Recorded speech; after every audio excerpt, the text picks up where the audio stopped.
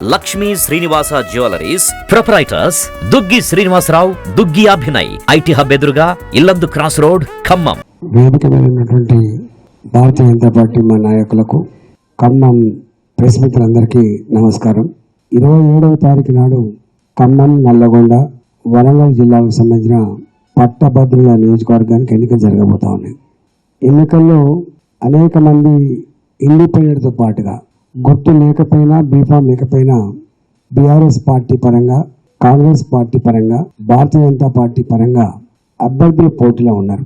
Bharatiya Janata party నా అభ్యర్థిగా 40 ఏళ్ళుగా సిద్ధాంతాన్ని నమ్ముకొని ఎత్తిన జెండాను దించకుండా కమిట్మెంట్తో పనిచేసేటువంటి ప్రేమేందర్ రెడ్డి గారిని భారతీయ జనతా పార్టీ అభ్యర్థిగా మేము బరిలోకి దింపడం జరిగింది.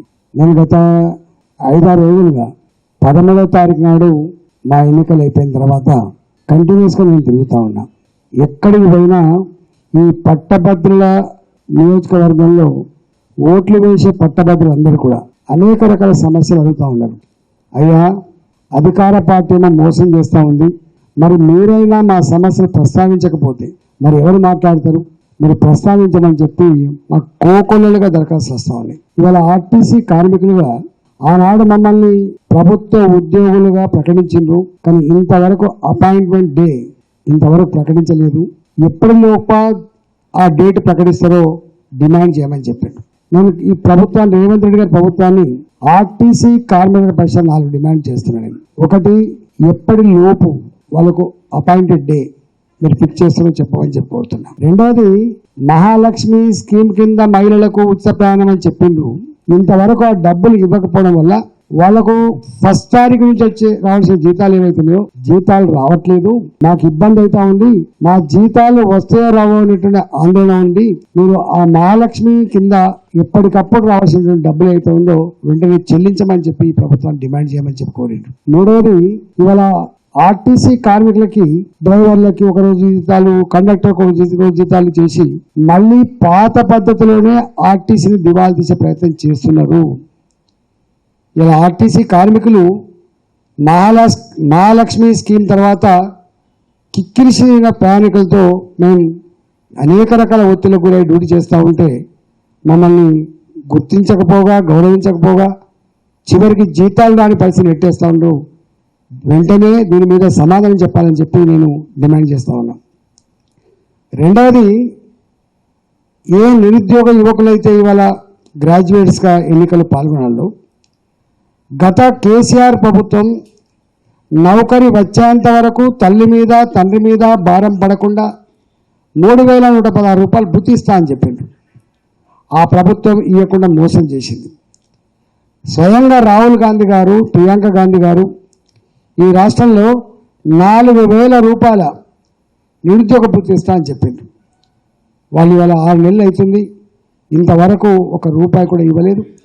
నేను అడుగుతున్నా, మీరు నిరుద్యోగ యువకులని, గ్రాడ్యుయేట్స్ని ఓట్లు అడిగే ముందు మీరు 4,000 రూపాయలు క్లియర్ చేస్తే తప్ప మీకు ఏం ముఖం పెట్టుకొని వస్తారు అని చెప్పి ఇవాళ వాళ్ళ తరఫున డిమాండ్ చేస్తా ఉన్నా. నిరుద్యోగ యువకులకు ఇచ్చేటువంటి 4,000 రూపాయలు క్లియర్ చేస్తేనే మీరు ఓట్లు అడగాలని చెప్పి కూడా డిమాండ్ చేస్తూ ఉన్నాం. మూడవది, ఉద్యోగులకి కేంద్ర ప్రభుత్వం 4 డిఎల్ రిలీజ్ చేసింది. 6 నెలల కోర్టు చొప్పున 4 డిఎల్ రిలీజ్ చేసింది. ఇంతవరకు ఆ ప్రభుత్వం మోసం చేసింది. ఇవాళ ఈ ప్రభుత్వం కూడా ఆ డిఏల ఊసే ఎత్తట్లేదు. మీరు ఉద్యోగులకు ఇవాళ అప్పీల్ చేస్తున్న ఓట్లు కావాలని, ఇవాళ రిటైర్డ్ ఉద్యోగులకు అప్పీల్ చేస్తున్న ఓట్లు కావాలని, ఓట్లు అడిగే ముందు కేంద్ర ప్రభుత్వం రిలీజ్ చేసిన 4 డిఏలు ఏవైతున్నాయో తక్షణమే రిలీజ్ చేయాలి, లేకపోతే మీకు ఓట్లు అడిగేటువంటి నైతిక హక్కు లేదు. అదేవిధంగా 2023 జూలై 1కి పిఆర్సీ కొత్తది అమలు కావాలి. ఇప్పటి వరకు పిఆర్సీ కోసం వేసినటువంటి కమిటీ రిపోర్ట్ తీసుకోలేదు. దాన్ని ఏం చేస్తారో కూడా ఇంతవరకు క్లారిటీ లేదు. అంటే ఉద్యోగులకి అరచేతిలో బెల్లం పెట్టి మోచేదాకా నాకు ఇచ్చినట్టుగా కేసీఆర్ వలన ఇవన్నీ జరుగుతూ ఉన్నాయి.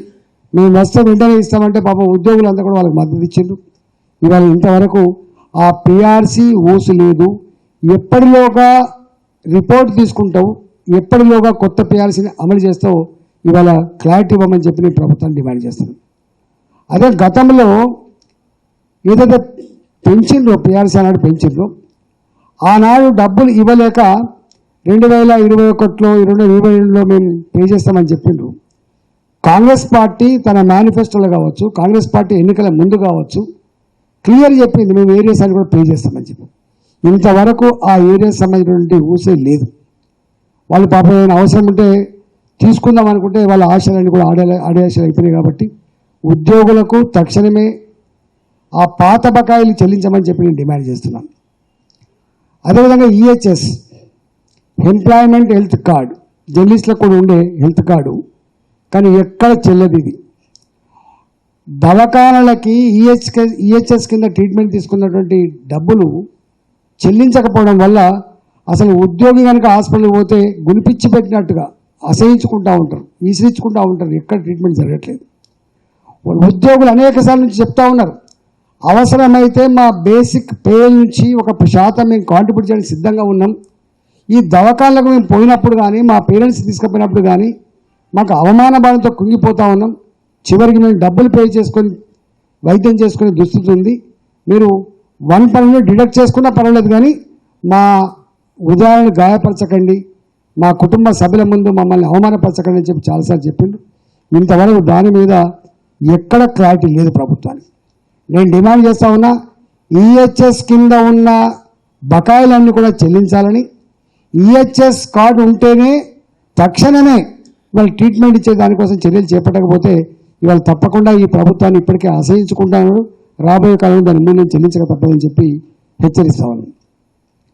అదేవిధంగా ఇవాళ కేజీబీవీ స్కూళ్ళలో పనిచేసే సిఆర్టీలు ఉన్నారు, వాళ్ళకు మినిమం టైం స్కేల్ పే చేస్తా అని చెప్పారు. ఇంతవరకు దాని ఊసు లేదు. అదేవిధంగా వాళ్ళకు కూడా ఈ సొసైటీలలో పనిచేసే ఉద్యోగులు ఎవరైతున్నారో వాళ్ళకు కూడా ఈహెచ్ఎస్ అమలు చేస్తా అని చెప్పిండు. ఇంతవరకు ఆ ఈహెచ్ఎస్ కూడా లేదు. అదేవిధంగా ఇవాళ కాలేజీల వాళ్ళని మీటింగ్లు పెట్టించి మీ టీచర్లతోటి మీ లెక్చరర్లతోటి మాకు ఓట్లు వేయించాలని చెప్పి మంత్రులు హుకుం జారీ చేస్తున్నారు. అన్ని జిల్లాల వారీగా మంత్రులు స్కూల్ యజమాన్యాన్ని కాలేజ్ యజమాన్యాన్ని మీటింగ్ పెట్టి బుకాయిస్తున్నారు, దబాయిస్తున్నారు. మీరు కనుక ఓట్లు వేయించకపోతే మీకు ఇవి రావాలి. 2021 నుంచి ఇప్పటిదాకా 21, 22, 22, 23, 23, 24 ఇవాళ 3 సంవత్సరాలు గడిచినాయి. ఇవాళ కొన ఊపిరితో ఉన్నటువంటి డిగ్రీ కాలేజీలు కావచ్చు, ఇంటర్మీడియట్ కాలేజీ కావచ్చు, కొన ఊపిరితో ఉన్నటువంటి ఇంజనీరింగ్ కాలేజీ కావచ్చు, ఇవాళ 3 సంవత్సరాలుగా జీతాలు వాళ్ళ పేమెంట్ రాకపోతే బంగారం కుదబెట్టి కాలేజీని కుదబెట్టి ఇవాళ లెక్చరర్స్ జీతాలు ఇచ్చేటువంటి దౌర్భాగ్య పరిస్థితి. చాలా కాలేజీలలో ఆ జీతాలు కూడా ఆ ప్రైవేట్లో పనిచేసేటువంటి టీచర్లకు కానీ లెక్చరర్స్ కానీ జీతాలు రాక అనేక రకాల ఇబ్బంది పడుతున్నారు. దాదాపుగా ఈ ప్రైవేట్ కాలేజీలకు మినిమం 7,500 కోట్ల రూపాయలు ఏ బకాయిలు అవుతున్నాయో తక్షణమే రిలీజ్ చేసి వాళ్ళ దగ్గరికి పోవాలి తప్ప, వాళ్ళు ఓట్లు అడగాలి తప్ప, లేకపోతే మీకు ఓట్లు అడిగేటువంటి నైతిక హక్కు లేదని చెప్పి నేను డిమాండ్ చేస్తా ఉన్నా. అదేవిధంగా ఇవాళ ఒక పేపర్లో చూసిన, ఎన్నడూ రేవంత్ రెడ్డి గారి ప్రభుత్వాన్ని గొప్పగా పోడేటువంటి పత్రిక అది. ఎన్నికల ముందు వాళ్ళకు అండగా నిలబడ్డది, ఈ 6 నెలల నుంచి కూడా అండగా నిలబడ్డది. అదే పత్రికలో చూసిన తెలంగాణ డయాగ్నోస్టిక్ సెంటర్స్ ఉన్నాయి. డయాగ్నోస్టిక్ సెంటర్లలో జీతాలు లేక 6 నెలలుగా జీతాలు లేక అవన్నీ కూడా మూతపడే పరిస్థితి వచ్చింది. ఇవాళ ఒక్క హెల్త్ డిపార్ట్మెంటే కాకుండా అన్ని డిపార్ట్మెంట్లలో పనిచేసినటువంటి ఈ అవుట్సోర్సింగ్ ఎంప్లాయీస్ ఎవరైతున్నారో, కాంట్రాక్ట్ ఎంప్లాయీస్ ఎవరైతున్నారో సకాలంలో జీతాలు రాక, ఆ 10-12 వేల రూపాయలు కూడా సకాలం రాక ఇన్ని రకాల ఇబ్బంది పడుతున్నారు. వాళ్ళంతా కూడా డిగ్రీ చదువుకున్నారు. నేను డిమాండ్ చేస్తా ఉన్నా ఈ ప్రభుత్వాన్ని, నీకు నిజాయితీ ఉంటే, నీకు చిత్తశుద్ధి ఉంటే, ఆనాడు నేను సపోర్ట్ చేసిన వాళ్ళు ఇలా నిన్ను అందలం ఎక్కిస్తే వాళ్ళకు అన్యాయం చేసే ప్రయత్నం చేయకు. తక్షణమే చిన్న ఉద్యోగులు వాళ్లకు ఎవ్రీ మంత్ ఫస్ట్ వీక్లోనే మీరు జీతాలు చెల్లించాలని చెప్పి నేను డిమాండ్ చేస్తా ఉన్నా. అదేవిధంగా జీపీఎఫ్ పైసలు ఉంటాయి, ఉద్యోగుల జీతాలలో కట్ చేస్తారు, జనరల్ ప్రావిడెంట్ ఫండ్ అని. ఎప్పుడైనా ఉద్యోగి బిడ్డ పెళ్లికో ఇల్లు కట్టుకుంటానో పిల్లలైనా ఫారెన్ పంపాలంటే లోన్ తీసుకుంటారు, లేకపోతే దాంట్లోకి విత్డ్రా చేసుకుంటారు. సంవత్సరాలు గడిచినప్పటికి కూడా వాళ్ళకి అది రిలీజ్ చేస్తలేరు. పెట్టుకుంటే బిడ్డ పెళ్లి కోసం పెట్టుకుంటే బిడ్డకు పెళ్ళై ఆ బిడ్డకు పిల్లలైన తర్వాత పూడుకు కూడా అందని పరిస్థితి దాపరించింది. కాబట్టి ఇవాళ జీపీఎఫ్ వాళ్ళు దాచుకున్న డబ్బులు కూడా ఇచ్చే సత్తా ఈ ప్రభుత్వం లేకుండా ఇవాళ ఇన్సల్ట్గా ఫీల్ అయ్యే పరిస్థితి వచ్చింది.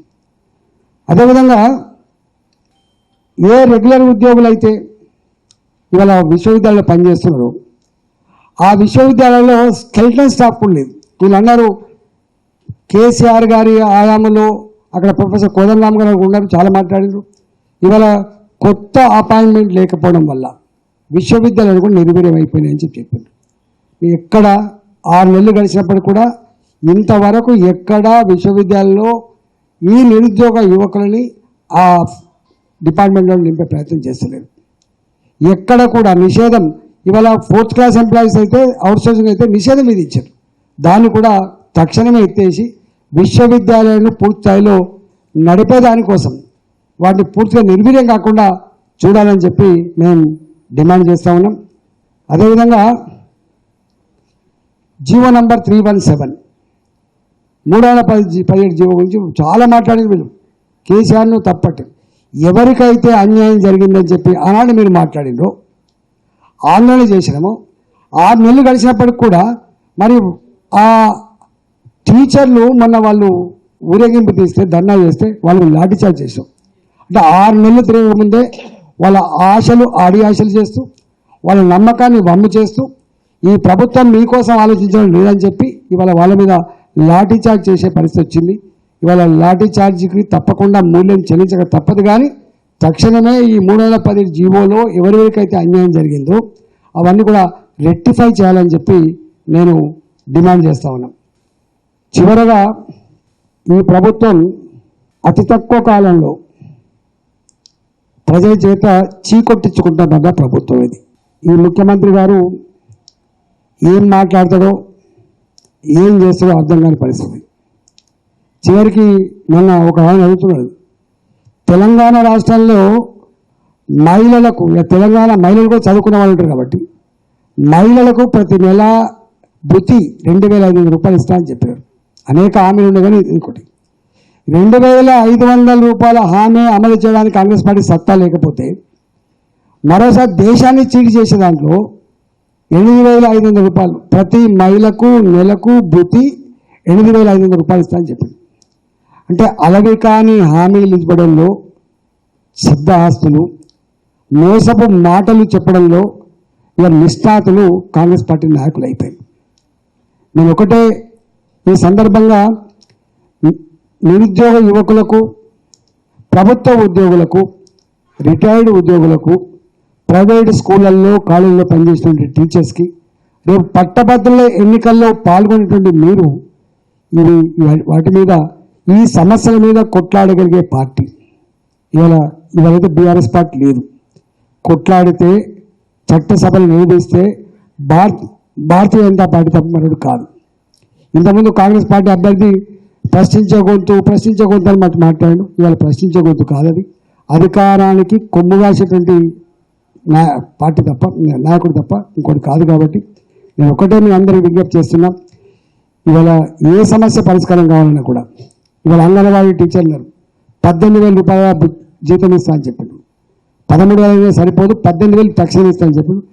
ఇవాళ కాంట్రాక్ట్ ఉద్యోగుల, అవుట్సోర్సింగ్ ఉద్యోగుల ఇవాళ కాలేజీలలో రీఎంబర్స్మెంట్ సమస్య, ఉద్యోగులకు ఈహెచ్ఎస్ సమస్య, ఇవాళ పిఆర్సీ సమస్య, పాత ఏరియాస్ పేమెంట్ చేసే సమస్య, కేజీబీవీ స్కూళ్ళలో పనిచేసేటువంటి సిఆర్టీ సమస్య, ఇవాళ ఆశా వర్కర్ల సమస్య, సెకండ్ ఏఎన్ఎంల సమస్య, గ్రామ కార్యదర్శి సమస్య, విఆర్ఏల సమస్య, ఆర్టీసీ కార్మికుల సమస్య, టీచర్ల సమస్య, ఏ సమస్య మీద మళ్ళీ లేవనెత్తాలన్నా కొట్టాలన్నా భారతీయ జనతా పార్టీ మాత్రమే. కాబట్టి ఇవాళ భారతీయ జనతా పార్టీ అభ్యర్థిగా ప్రేమేందర్ రెడ్డి గారు మీ ముందు ఉన్నారు కాబట్టి మీ మద్దతు ఇచ్చి ఇవాళ గెలిపించండి. ఇవాళ మీ అందరి సమస్యలకి మేము అండగా ఉంటామని చెప్పి ఈ సందర్భంగా వేడుకుంటూ 27వ తారీఖు నాడు జరిగేటువంటి ఎన్నికల్లో ఇవాళ ప్రలోభాలను పక్కకు పెట్టి దబాయింపులను నెట్టిపడేసి ఇవాళ కొనుక్కుని వెలగట్టే పద్ధతిని పాతరేసి ఇవాళ తెలంగాణ ప్రజల ఆత్మగౌరవ బావుటకు ప్రతీకలుగా ఉన్నటువంటి సమాజాన్ని సున్నితంగా పరిశీలించేటువంటి మేధావులుగా మీరు ప్రేమేంద్ర రెడ్డి గారికి ఓటేసి గెలిపించాలని చెప్పి నేను వినమ్రంగా విజ్ఞప్తి చేస్తున్నాను. Thank you.